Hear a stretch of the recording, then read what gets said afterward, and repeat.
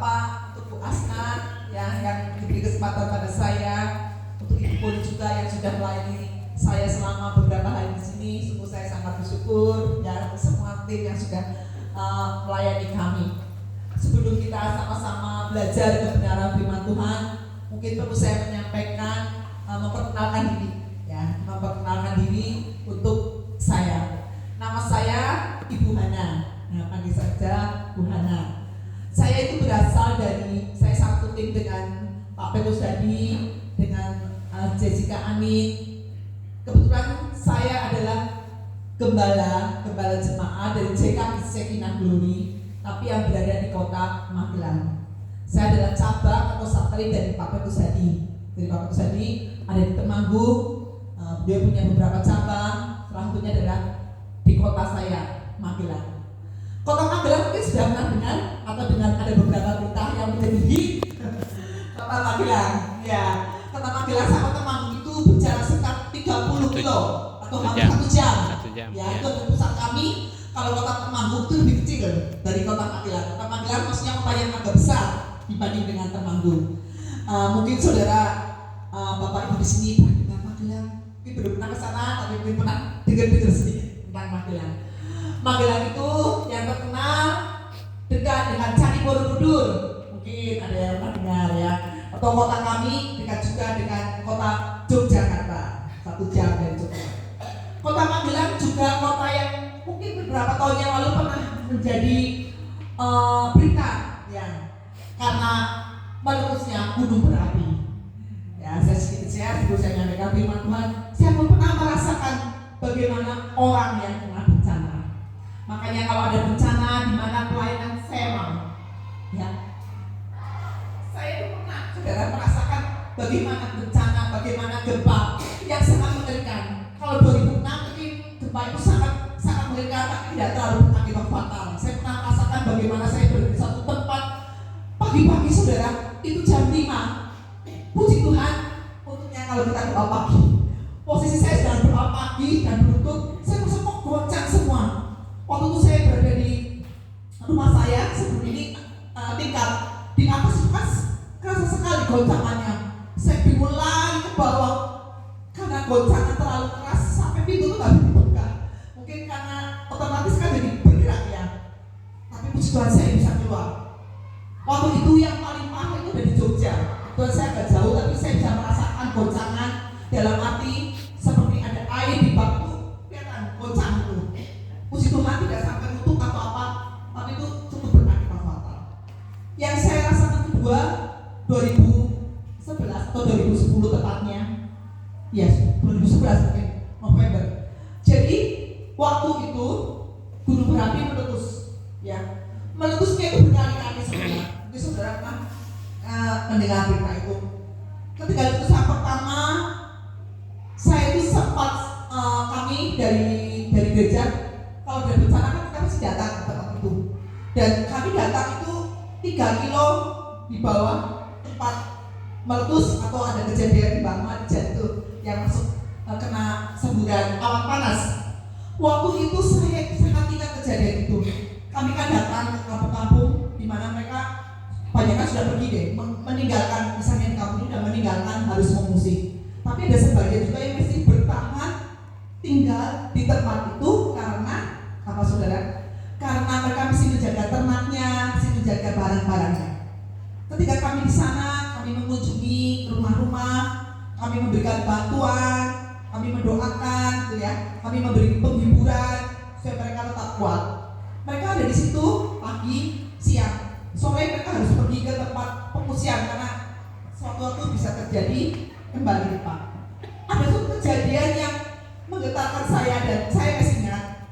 Waktu itu kami keluar dari mobil dan kami masukkan ke rumah-rumah. Waktu itu saya masuk ke rumah dan saya dapati ada seorang ibu yang sakit stroke. Karena dia sakit, akhirnya kan dia tetap ada di situ, tidak pergi. Ketika saya sedang datang ke situ, sedang memberi penghiburan, sedang memberikan sesuatu, kemudian mendoakan. Jadi pada kejadian lucu tapi juga mungkin itu egois. Tiba-tiba ketika saya sedang mengangkat dan berdiri megang ibu ini, tiba-tiba suruh desa bilang awan panas. Coba saudara, saya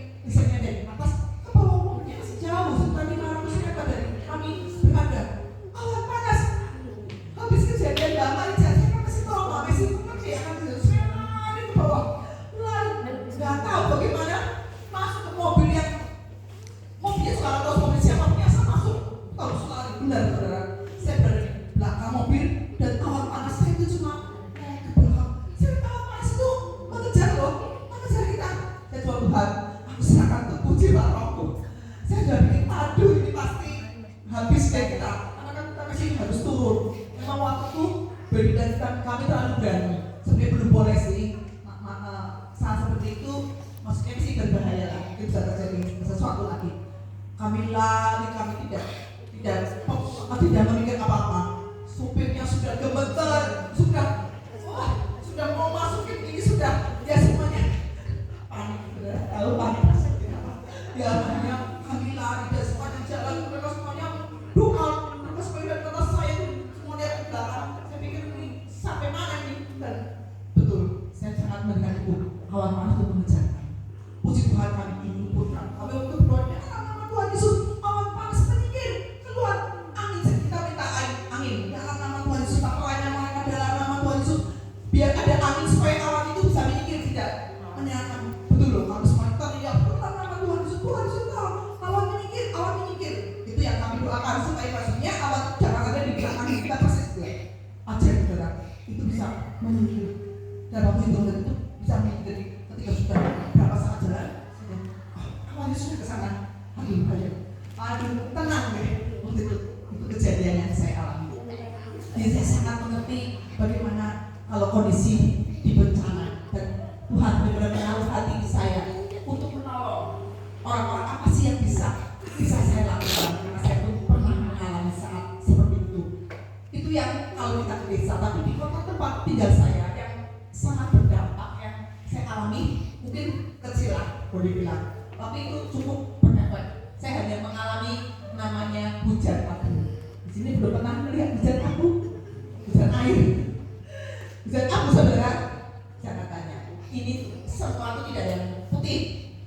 Ini abu itu abu yang apa ya? Abu halus. Beda dengan abu yang abu dari gunung itu beda loh. Dan itu bahaya loh kalau kita hidup. Waktu itu belum zaman pandemi, tapi kami harus pakai masker double.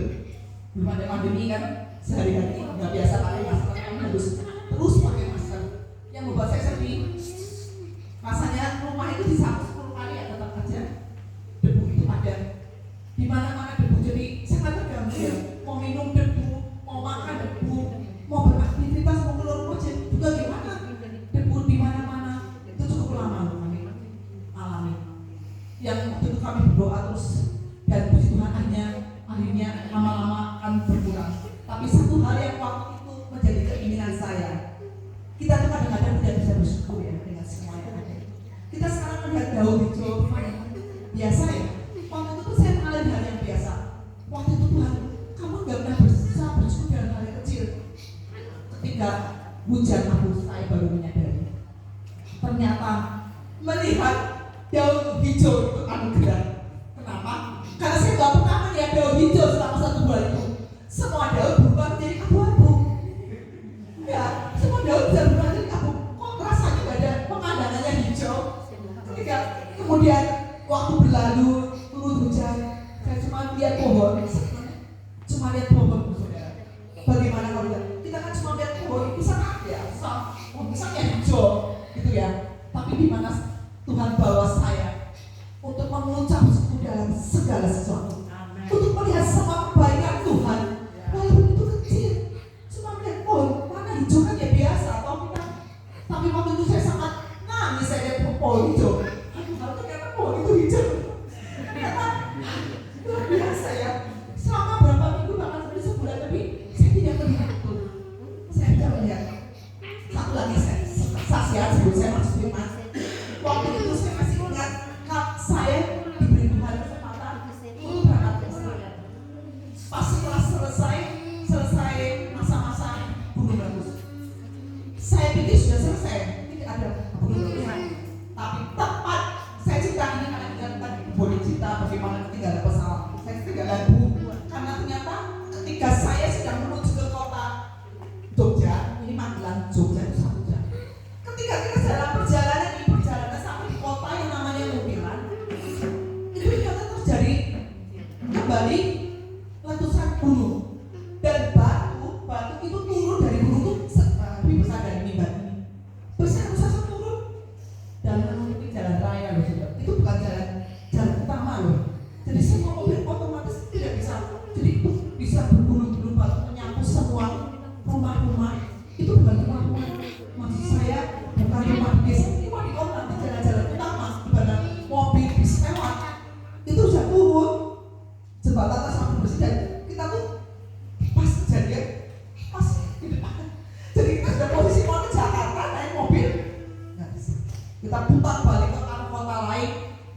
Sampailah kita di bandara, sudah terlambat, pesawatnya sudah jalan karena ada kejadian.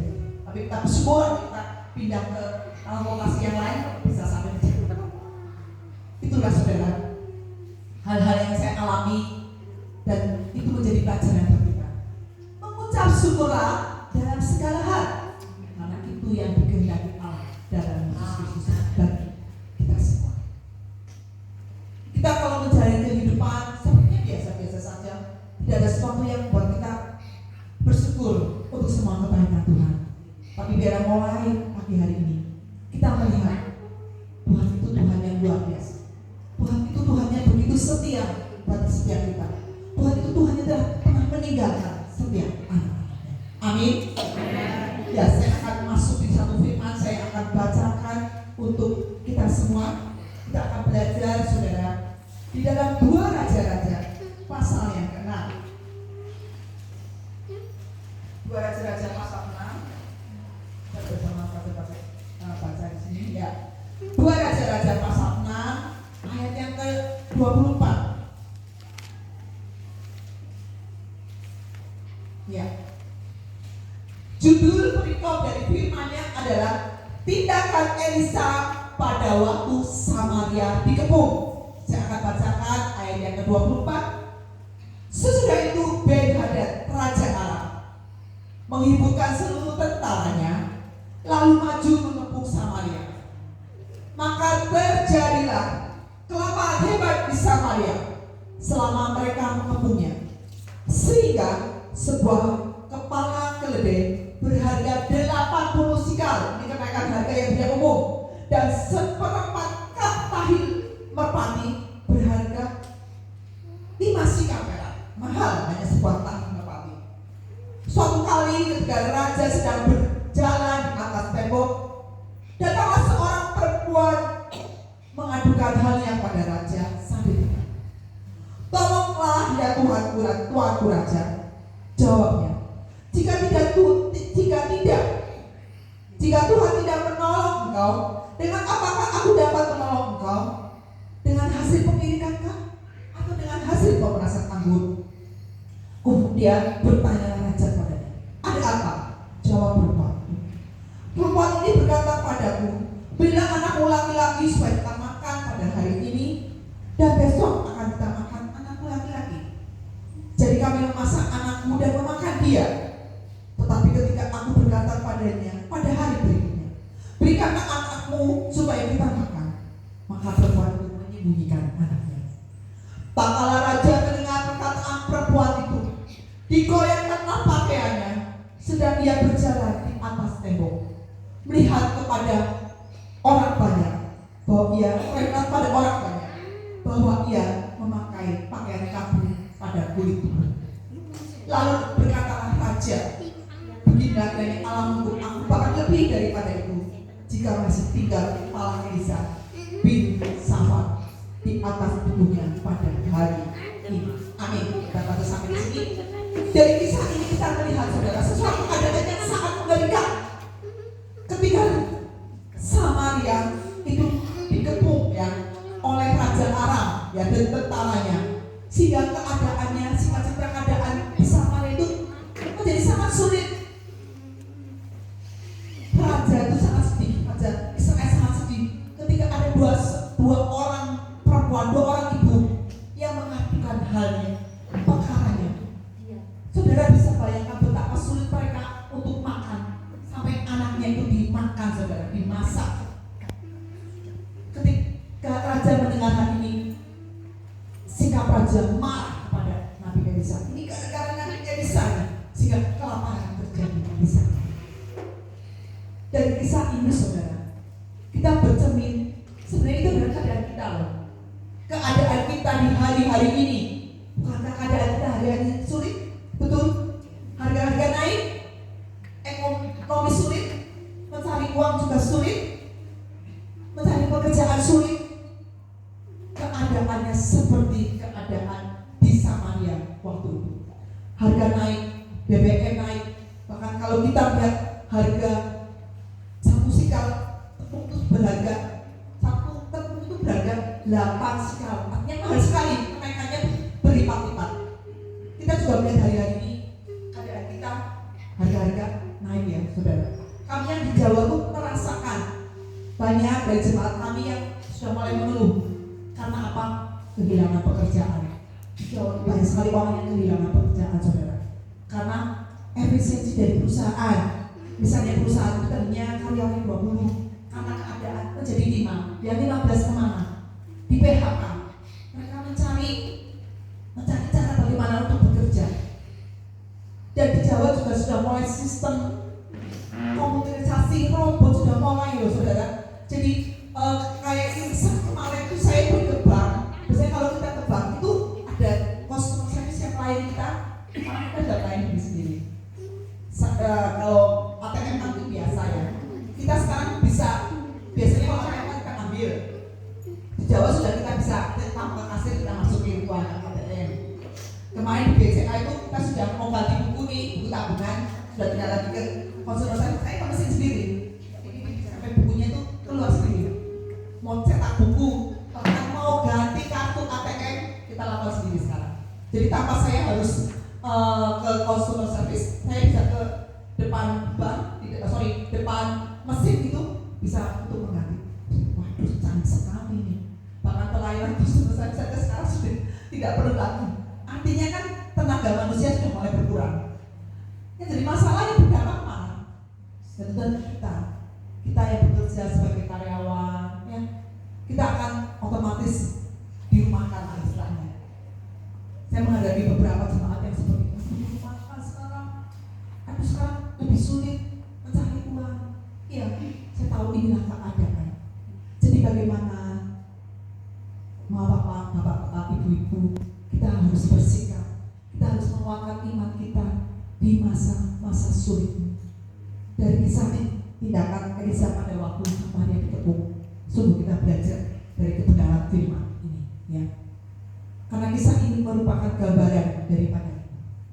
Ada dua hal yang bisa kita belajar dari sini.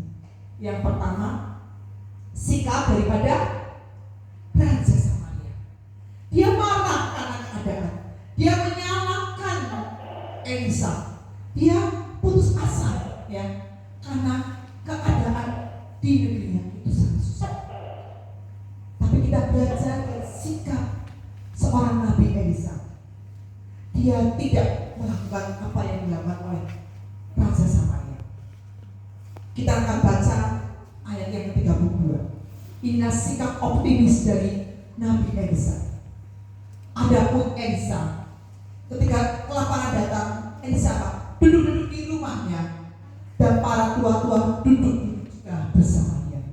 Raja menyuruh seorang berjalan mendahulunya. Tapi sebelum suruhan itu sampai pada Elisa, Elisa sudah berkata kepada para tua-tua, tahukah kamu bahwa si pembunuh itu menyuruh orang memenggal kepalaku?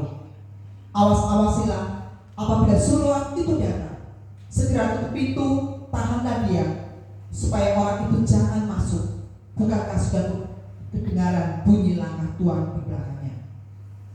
Selagi ia berbicara dengan mereka, datanglah raja mendatangkan dia. Sesungguhnya malapetaka ini datang daripada Tuhan. Mengapa aku berharap kepadanya? Jadi Raja Samaria ini putus asa dan dia marah kepada Elisa dan bilang Elisa itu kesengsaraan ini kan datang dari Tuhan. Istilahnya dia menyalahkan Nabi Tuhan kan. Selama ini kan mungkin Nabi Tuhan berdoa, selama ini Nabi Tuhan membuatkan yang baik. Tapi apa yang terjadi? Kita semua kelaparan. Sampai ibu-ibu tega memasak anaknya karena keadaan sangat sulit yang ditimbulkan oleh tentara perang terhadap bangsa Samaria. Tapi kita melihat sikap Nabi Elisa luar biasa. Lalu berkatalah Elisa dengan penuh iman, dengan penuh doa, dengan nubuat, dia berkata, dengarkanlah firman Tuhan. Beginilah firman Tuhan. Besok kira-kira waktu ini, sesukat tepung yang terbaik akan berharga sesikal. 2 sukat jelai yang terbaik akan berharga. 2 sukat jelai akan berharga sesikal di pintu gerbang Samaria. Artinya Nabi Elisa ini berkata, besok ini akan terjadi apa? Kembalikan keadaan. Sebelumnya kan harga sangat mahal, akan menjadi sangat murah. Ya. Tapi kita tahu dari cerita ini, ada seorang perwira yang tidak percaya. Elisa katakan besok pertolongan Tuhan pasti datang pada waktu. Dari kisah ini kita sudah tahu ya cerita akhir dari kisah ini. Benar apa yang dikatakan oleh Nabi Elisa. Besok harga-harga turun. Tuhan itu bisa membuat mukjizat dengan cara yang ajaib, dengan cara yang tidak pernah terpikirkan. Nabi Elisa berkata besok pertolongan Tuhan pasti datang. Betul. Demikian juga dengan kehidupan kita. Sepertinya keadaan kita sulit, tapi biar kita menguatkan iman percaya kita. Perkatakan, deklarasikan perkataan yang positif. Aku percaya besok pertolongan Tuhan pasti datang. Dengan cara apa? Tidak tahu dengan cara apa. Saudara, Tuhan kita adalah Tuhan yang sangat sederhana. Saya suka sekali dengan kata-kata Tuhan kita, Tuhan yang sederhana. Tuhan yang menolong kita sepertinya tidak seperti apa yang kita pikirkan. Tidak sepertinya ketika kita menghadapi sesuatu ya secara manusia timbul ketakutan, timbul kekhawatiran. Aduh bagaimana dengan keadaan ekonomi? Aduh bagaimana dengan keluargaku, dengan anakku, dengan pekerjaanku, dengan keluargaku banyak. Tapi Tuhan kita Tuhan tidak pernah terlambat menolong kita. Tuhan tidak pernah terlambat loh menolong Samaria. Kita lihat dari akhir kisah ini, pembalikan keadaan terjadi. Ya, pembalikan keadaan terjadi. Nubuatan Elisa bahwa harga akan turun, akan naik itu terjadi. Dengan cara apa? Seperti perwira ini tidak percaya, tidak mungkin. Ya, karena dia tidak mungkin, kita tahu ahli dari kisah ini perwira kan tidak mengalami ya, tidak menikmati harga turun karena dia sudah mati duluan dikejar-kejar. Karena dia tidak percaya. Biar kita tetap percaya pada Tuhan sehingga ketika kelimpahan itu datang, juga pertolongan itu datang, kita menjadi orang yang menikmati, yang merasakan, ya, bagi orang yang percaya. Kita belajar satu hal. Dari mana caranya? Kita tidak bisa menyalahkan secara manusia dari mana. Hari ini aja harga sangat tinggi, tiba-tiba besok turun bagaimana caranya? Saya katakan Tuhan Yesus punya cara untuk menolongmu. Tuhan Yesus mempunyai sejuta cara untuk bisa menolong kita. Dia punya banyak cara. Tidak seperti apa yang kita pikirkan, tidak apa yang seperti kita takutkan. Kita melihat buktinya saudara di kisah selanjutnya 2 Raja 7 pasal yang 7. Caranya Tuhan bagaimana menolong. Saya hanya bacakan 2 ayat, yaitu di 2 Raja 7 ayat yang ketiga. Beginilah cara Tuhan menolong. 4 orang kusta ada di depan pintu gerbang. Berkatalah seorang pada yang lain, mengapa kita duduk-duduk di sini sampai mati? Jika kita berkata baiklah kita masuk ke kota, padahal di dalam kota ada kelaparan, kita akan mati di sana. Jika kita tinggal di sini, kita pun akan mati juga. Jadi sekarang marilah kita menyeberang perkemahan tentara Aram. Jika mereka membiarkan kita hidup, kita akan hidup. Jika mereka membiarkan kita mati, kita pun akan mati. Cara Tuhan itu ya, kalau saya lihat seperti ini ajaib ya. Tiba-tiba ada 4 orang kusta, mereka juga orang Samaria mungkin sudah kelaparan. Mereka tiba-tiba orang kusta kan orang yang dibuang ya, dipinggirkan, tidak boleh masuk dalam kota karena mereka sedang sakit kusta. Biasanya dipinggirkan kalau di perjanjian lama ini kisahnya begitu. Tiba-tiba mereka berpikir mereka cuma kelaparan kan, apalagi orang kusta yang dipinggirkan, sedang orang yang tinggal di Samaria aja kelaparan. Ya tidak. Tapi ajaib loh Tuhan bisa mengubah cara berpikir mereka. Mereka berpikir kalau kita di sini ya kita mati. Kalau kita masuk ke perkemahan tentara Arab, ada 2 kemungkinan kan, bisa kita mati karena kita dibunuh mereka. Tapi bisa juga kita hidup. Tuhan itu cara menolongnya ajaib ya. Bisa menimbulkan iman, bisa menimbulkan ide di orang-orang yang tidak dianggap. Inilah cara Tuhan kita. Dia itu bisa menolong kita dengan cara yang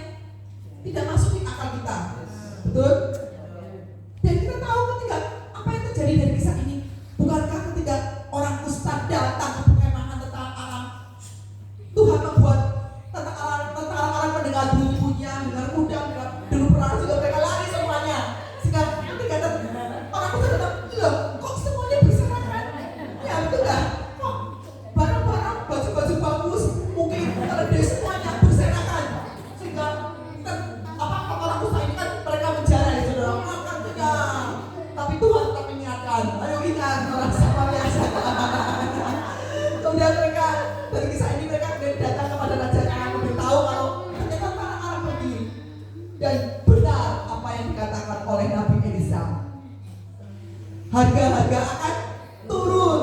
Tuhan Elisa berkata bahwa besok pada waktu sekarang Tuhan pasti akan menolong kita dan benar terjadi. Amin. Ajaib dari kisah ini. Kita belajar sesuatu. Iya, kita tetap menguatkan iman kita. Keadaan kita memang saat ini, saya bilang, tidak sedang baik-baik saja. Itu betul. Kita tidak bisa mengingkari ini, ya. Tapi kita tahu kita punya Tuhan yang dahsyat. Tuhan yang bisa merubah untuk menjadi berkat. Tuhan yang bisa merubah ratapan menjadi tarian. Tuhan yang bisa merubah tidak mungkin menjadi mungkin. Itu yang harus kita terus imani. Mau apa saudara-saudara sekalian? Di saat-saat seperti ini, iman kita harus lebih kuat. Karena keadaan dunia yang sedang tidak baik-baik saja itu. Iman kita terus harus menguatkan iman percaya kita kepada Tuhan. Percayalah bahwa Tuhan tidak pernah terlambat menolong kita. Pertolongan Tuhan itu selalu tepat kepada waktunya. Ya, amin ya saudara. Amin. Ada sebuah kesaksian seperti ini saudara. Saya mendengar kesaksian dari seorang hamba Tuhan. Dia melayani, ya namanya hamba Tuhan melayani ya saudara. Di dalam pelayanan itu dia mengalami banyak sekali tekanan, intimidasi, tuduhan, ya mungkin masalah-masalah di pelayanan yang membuat dia juga seperti keadaan sekarang menjadi putus asa, jadi sedih. Kemudian Tuhan, kalau seperti ini saya lebih baik meninggalkan pelayanan saya. Mungkin saya lebih baik bekerja. Saya sudah melayani Tuhan, mengorbankan waktu, tenaga dan semuanya. Tapi kok sepertinya Tuhan tidak menolong saya. Tapi sepertinya masalah datang bertubi-tubi. Dia hanya menyerahkan pada Tuhan. Tapi Tuhan kan Tuhan yang ajaib. Ketika dia sedang berdoa, sudah kemudian Tuhan menjumpainya lewat mimpi saudara. Bukan Tuhan datang pada tidak, tapi Tuhan menjumpai. Dia bermimpi. Di dalam mimpi itu dia ketemu dengan Rasul Paulus. Rasul Paulus. Dan Rasul Paulus bilang apa? Rasul bilang apa? Kalau aku tahu penderitaan yang kemuliaan Tuhan yang aku dapat di sini, aku mau 10 kali lipat lebih menderita daripada dulu. Mengerti adil? Paulus itu kenapa? Dia disiksa, didera, mengalami karam kapal, digigit ular, dipenjara. Dia mengalami hal yang sangat menyusahkan lah ya, karena dia sudah pelayan Tuhan. Tapi ketika dia ada di surga, dia melihat kemuliaan Tuhan yang luar biasa. Tuhan menghitung, Tuhan melihat apa yang dilakukan oleh Rasul Paulus selama di dunia ini. Dan hamba Tuhan ini bertemu dan Paulus berkata, kalau aku tahu kemuliaan Tuhan, demikian besar kemuliaan yang aku terima di tempat ini, di surga ini, rasanya aku ingin berbuat lebih lagi dari semua yang sudah aku lakukan untuk Tuhan. Kata-kata ini sangat apa ya, sangat menampar hamba Tuhan ini. Aku belum mengalami seperti Paulus. Aku belum pernah didera. Aku belum pernah masuk penjara. Aku belum pernah mengalami karam kapal, mengalami bahaya maut. Banyak ya sudah tahu kisah Paulus. Sudah mengeluh, sudah merasa Tuhan kenapa seperti ini. Biar ini kekuatan buat kita. Dalam kita melayani, saya selalu menguatkan iman saya bahwa apapun yang kita lakukan, Tuhan itu melihat, Tuhan itu menghitung. Apapun yang kita tabur, itu yang akan kita tuai. Saya, kalau kita begitu mengerti kemuliaannya begitu besar, Tuhan sudah Tuhan sedang sediakan di atas sana.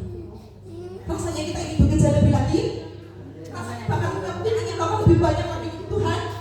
Tidak ada waktu untuk mengeluh, tidak ada waktu Tuhan kenapa ini semua terjadi. Ya saudara, bila pagi hari ini kita mensyukuri itu semua, mengerti akan semua kebenaran firman Tuhan itu iya dan amin. Saudara, kadang-kadang memang saya akan menyadari sebagai manusia ya, kita kan hidup dalam daging ini. Kalau sakit ya kita terasa ya. Kalau disakiti rasanya hati ini ya itulah daging ya, saya itu hal yang wajar. Kenyataannya saudara, memang kita itu tinggal dalam daging. Kenyataannya kita itu memang kekurangan betul. Kenyataannya kita memang mempunyai kebutuhan. Mungkin kita sakit itu betul. Tapi kita tahu bila kita hidup di hari-hari ini bukan berdasarkan kenyataan.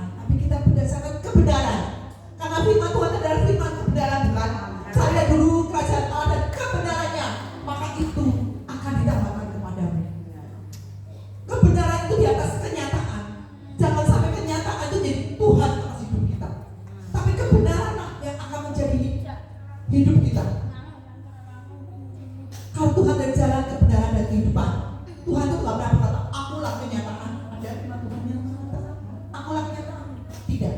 Akulah kebenaran. Dan kebenarannya adalah kebenaran firman Tuhan. Jadi kalau saudara kenyataannya aku sakit, itu betul. Kenyataannya saya aku sakit. Tapi kebenarannya apa saudara? Dia adalah Jehovah Rafa. Dia adalah penyembuh bagi kita. Maka kebenaranlah yang akan terjadi dalam hidupmu. Nyatanya aku memang sakit, tapi aku tahu bahwa kebenaran firman Tuhan, Dia adalah Jehovah Rafa. Amin. Kenyataannya aku mengalami banyak masalah, banyak percobaan, banyak beban hidup. Tapi kebenarannya Dia adalah Allah Esa di dalam hidupmu. Dia Allah yang maha besar. Dia yang mengerti apa yang menjadi pergumulan hidupmu. Amin. Kenyataannya saya kekurangan. Kenyataannya saya mempunyai banyak kebutuhannya. Tapi kebenarannya apa? Dia adalah Jehovah Jireh. Amin. Dia Jehovah Jireh dalam hidupmu. Biarlah kita hidup di dalam kebenaran. Kebenaran selalu di atas kenyataan. Meskipun kita tahu kita tidak boleh menyepelekan kenyataan. Betul, kita harus bekerja supaya Tuhan mencukupi kebutuhan kita. Betul, kita harus menjaga kesehatan. Betul, kita harus mengelola semua masalah yang ada. Tapi mari kita hidup di atas kebenaran. Amin. Kebenarannya adalah bahwa Tuhan Allah yang sanggup menolong setiap kita. Kita tidak jangan mengubah, menambahi. Kebenarannya adalah Tuhan Yesus itu gembala. Ya, tapi kenyataannya kan saya seperti ini. Kebenarannya Tuhan Yesus juga kebutuhannya. Ya, kenyataannya kan saya kurang ya. Itu sering kali manusia seperti itu. Biar pagi hari ini kita belajar, kita hidup di atas kenyataan. Kita hidup di atas kebenaran firman Tuhan. Dan itu yang terus kita berkatakan. Itu terus kita deklarasikan. Kita terus mengimani Tuhanku di atas kenyataan. Firman Tuhan adalah kenyataan. Firman Tuhan adalah jalan kebenaran dan hidup. Firman Tuhan katakan carilah dulu kerajaan Allah dan kebenarannya, maka semua itu akan ditambahkan. Tuhan itu sekali di atas targetnya. Tuhan itu Tuhan yang sangat sederhana. Kadang Tuhan itu tidak memberitahu caranya menolong kita. Saudara ada masalah, Tuhan kasih tahu nanti caranya begini. Ya. Tuhan itu menolong kita tepat pada waktu. Tadi pagi saya mendengar kesaksian dari Bapak Boli mengalami mujizat. Saya bilang pertolongan Tuhan itu sangat tepat ya. Tepat pada waktu. Luar biasa kesaksian Bapak Yakub. Ketika Bapak belum mau naik pesawat, tentu harus ada syarat vaksin atau booster ya. Tapi ternyata Bapak belum. Dan ketika harus masuk diperiksa, itu kan harus ada bukti kalau Bapak sudah divaksin. Sepertinya yang lain dikumpulkan mungkin nggak boleh, tapi tiba-tiba kucuk-kucuk kalau bahasa Jawa itu kucuk-kucuk, tiba-tiba Tuhan menolong dengan pasti tidak pernah dipikirkan oleh Bapak saya, kenal aja enggak ya. Tuhan itu bisa memakai siapa saja. Tiba-tiba ada seorang yang katanya badannya tinggi gitu misalnya, dan tiba-tiba menolong Bapak Bodi itu supaya meskipun tidak divaksin tetap boleh masuk untuk naik pesawat. Itu siapa kalau bukan Tuhan? Bukan. Itu siapa kalau bukan Tuhan yang menggerakkan orang ini untuk menolong Bapak? Siapa? Tidak pernah dipikirkan, saya tidak pernah dipikirkan. Siap, semua suruh pulang katanya. Yang lain-lainnya belum bosan suruh pulang. Hanya Bapak boleh silakan masuk tanpa vaksin ketiga. Tidak tahu juga katanya. Ini siapa? Tiba-tiba orang itu tergerak. Saya yakin itu Tuhan. Ini masuk. Ini ada apa? Orang biji matanya Tuhan. Ini ada seorang anak Tuhan yang karena Tuhan kasih yang mau melakukan pekerjaan, mau melakukan pelayanan, mau melakukan sesuatu untuk kemajuan kalaban. Tuhan itu mengerti, Tuhan itu menghitung. Tuhan bisa pakai siapa saja. Wah, ajaib. Ini dari kekuatan buat saya juga, Bu. Bergegas semua juga. Saudara sedang mengalami masalah, saudara sedang mengalami pergumulan. Selama kita ada di dunia, tentu itu memang harus terjadi. Tapi itu semua tergantung iman kita. Mari pagi hari kita belajar. Kita hidup di atas kebenaran firman Tuhan. Amin. Kenyataan itu harus ada di bawah kita. Itu kebenaran itu harus segala-galanya dalam hidup kita. Apapun yang sedang saudara hadapi, percayalah Tuhan itu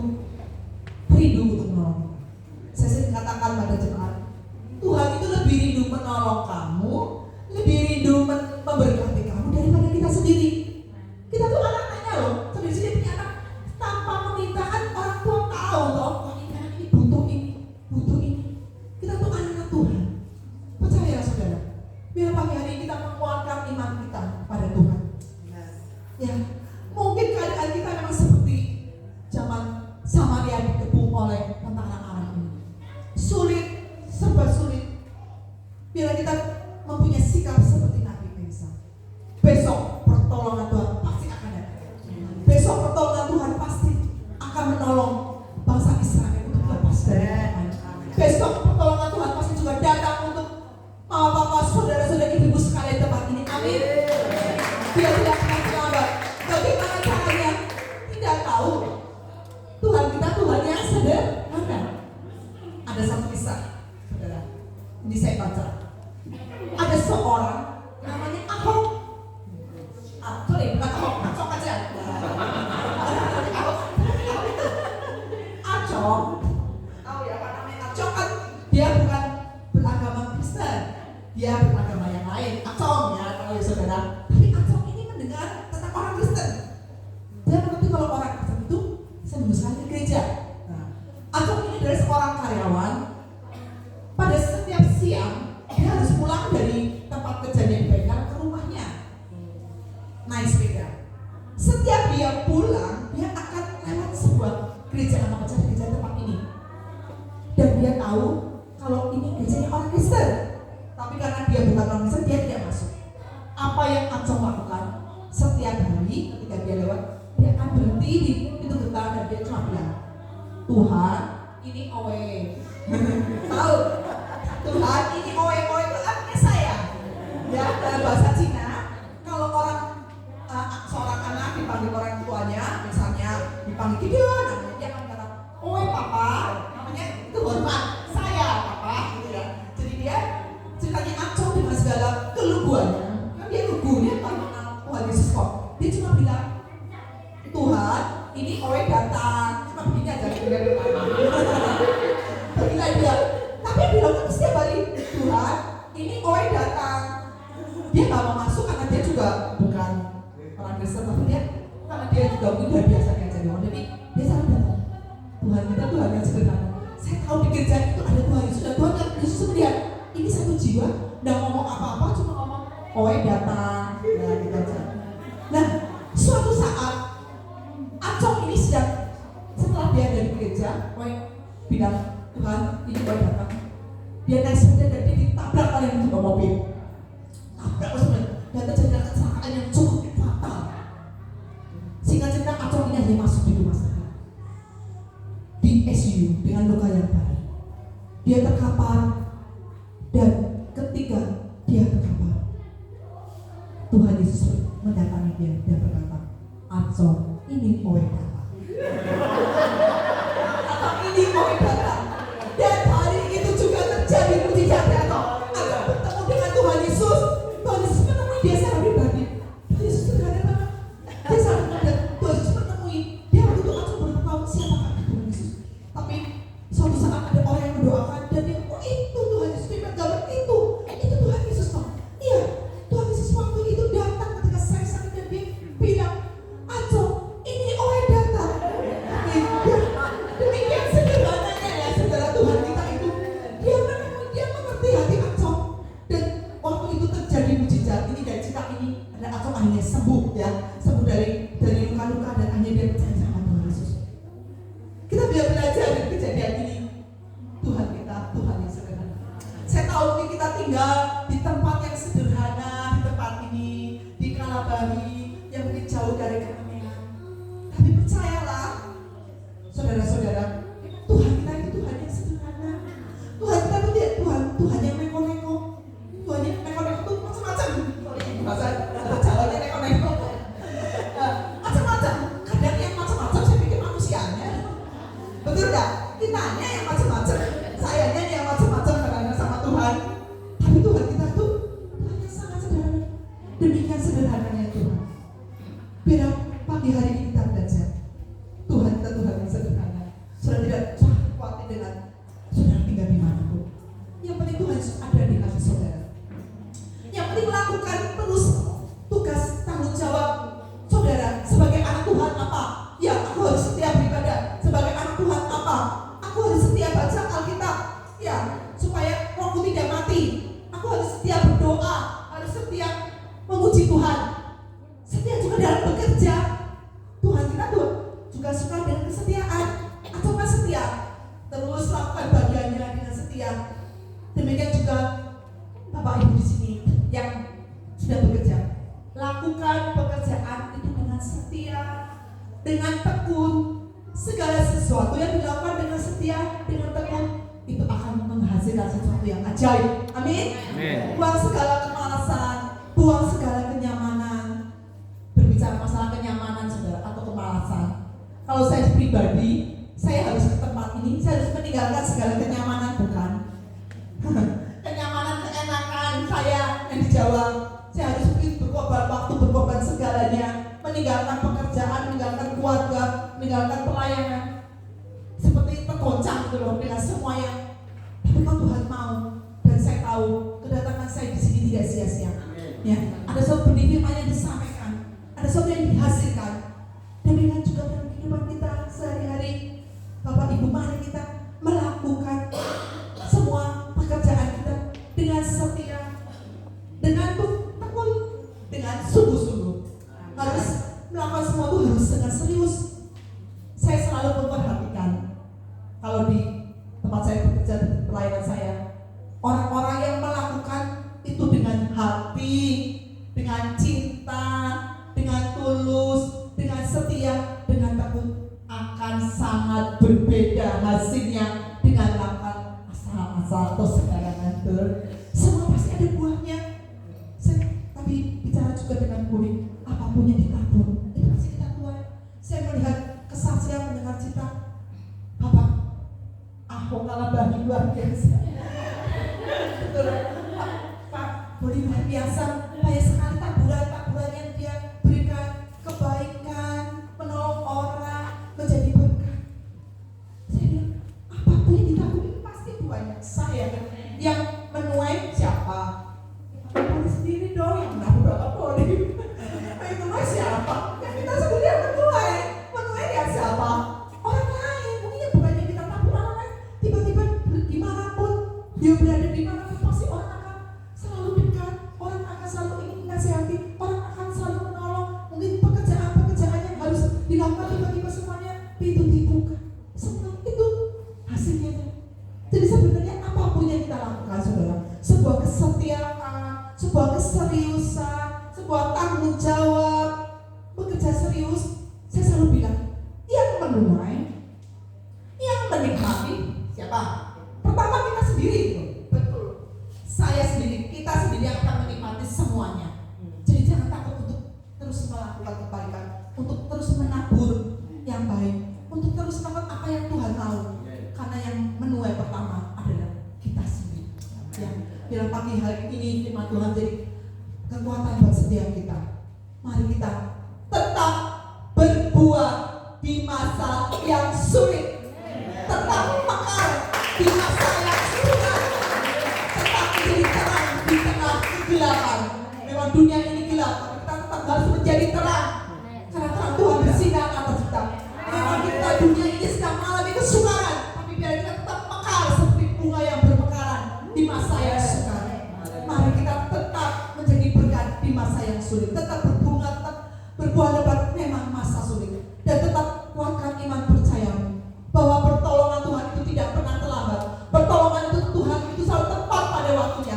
Sebagaimana Tuhan menolong bangsa Israel, menolong Samaria tepat pada waktunya. Tuhan juga akan menolong kita semua tepat pada waktunya. Bagaimana caranya? Tuhan kita, Tuhan yang sederhana. Tuhan kita punya sejuta cara untuk menolong kita. Tidak usah harus berpikir bagaimana. Tuhan kita adalah Tuhan pembuat mujizat. Tuhan sanggup membalikkan keadaan. Amin, saudara. Amin. Renungan firman Tuhan pagi hari dan kekuatan buat setiap kita. Kita cuma di sini untuk ibu semua mama yang melayani, tetap lakukan bagianmu dengan cinta. Untuk Bu Asnat, untuk Bapak, selakukan semua tugas pelayanan itu dengan cinta. Belum apa-apa Bu Asnat yang alami. Dibanding dengan Paulus. Jangan sampai Paulus menjumpai Tuhan dan bilang, kalau aku tahu kemuliaan yang akan aku terima, aku akan bekerja 5 kali lebih, 10 kali saya yang terlibat dari semua ini. Ibu boleh lakukan terus bagian pelayanan dengan apa yang Bapak Ibu boleh lakukan. Itu nanti akan diberi firman Tuhan. Nanti kalau sudah aku sudah menuai semua. Tuhan, kalau aku berkenan kepadamu, Tuhan melimpahkan kota kehidupan Tuhan berkat koas luar biasa yang ada di sana. Dan kalau aku tahu seperti ini, aku mau tidur di malam lagi. Kalau jam 10, kalau tahu seperti ini, aku mau tidur jam 12. Sampai 2 jam lagi, aku bisa bekerja lagi untuk menolong orang bekerja untuk apa? Ya, jadi begitu ya saudara. Mari kita bekerja lebih keras lagi. Tuhan menghitung apapun yang saudara lakukan untuk Tuhan. Amin. Amin. Mari kita boleh berdiri sama-sama, kita akan mulai ya. Dalam firman Tuhan yang disampaikan itu tertanam 10 Kristian. Boleh nyanyi satu lagu?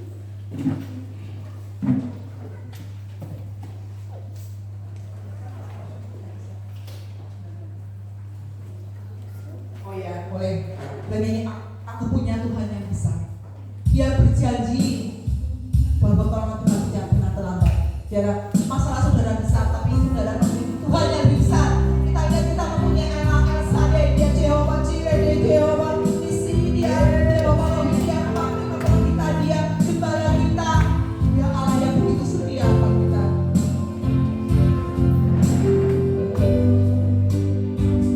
Aku punya Tuhan yang besar, yang berjanji,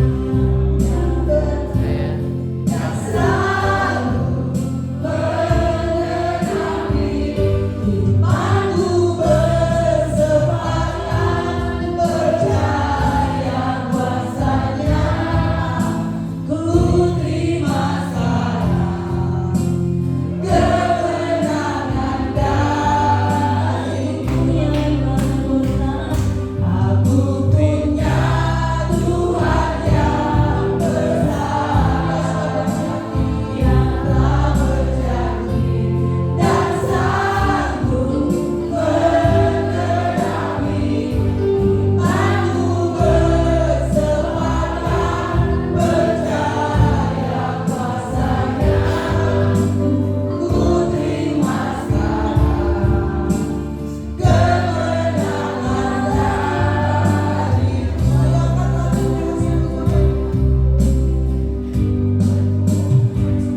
Aku punya Tuhan yang besar, yang telah berjanji dan sanggup menerangi hidupku, bersepakat percaya kuasanya. Ku terima sekarang kemenangan darimu. Ku terima sekarang kemenangan darimu. Katakan sekali lagi, kami terima kemenangan. Ku terima sekarang kemenangan darimu. Amin Tuhan, kami bisa sampaikan kebenaran firman Tuhan. Kami berdoa Tuhan, untuk segenap jemaat di tempat ini Tuhan. Biar iman mereka tetap kuat di dalam Tuhan. Biar Tuhan keadaan dunia ini tidak mempengaruhi iman mereka untuk terus percaya kepada Tuhan. Biar kami terus memperkatakan perkataan iman kami. Kami menguatkan iman kami bahwa besok pertolongan Tuhan pasti datang. Amin. Bahwa besok pertolongan Tuhan tidak pernah terlambat datang untuk menolong kami. Memang keadaan dunia sedang tidak baik-baik saja, tapi kami mempunyai Tuhan yang besar. Kami mempunyai Tuhan Allah El Shaddai. Kami mempunyai Tuhan Jehovah Jireh. Tuhan, biar pagi hari ini hamba berdoa, iman jemaat tempat ini tetap kuat dalam mengiring Engkau. Apapun yang sedang terjadi, mereka tetap menguatkan iman kita. Bahwa Allah yang tidak pernah terlambat menolong setiap kami, dan kami tahu pertolongan Tuhan selalu tepat pada waktunya. Terima kasih untuk kebenaran firman Tuhan. Ya, semua puji, hormat, syukur kami hanya bagi nama. Amin. Dalam nama Tuhan Yesus.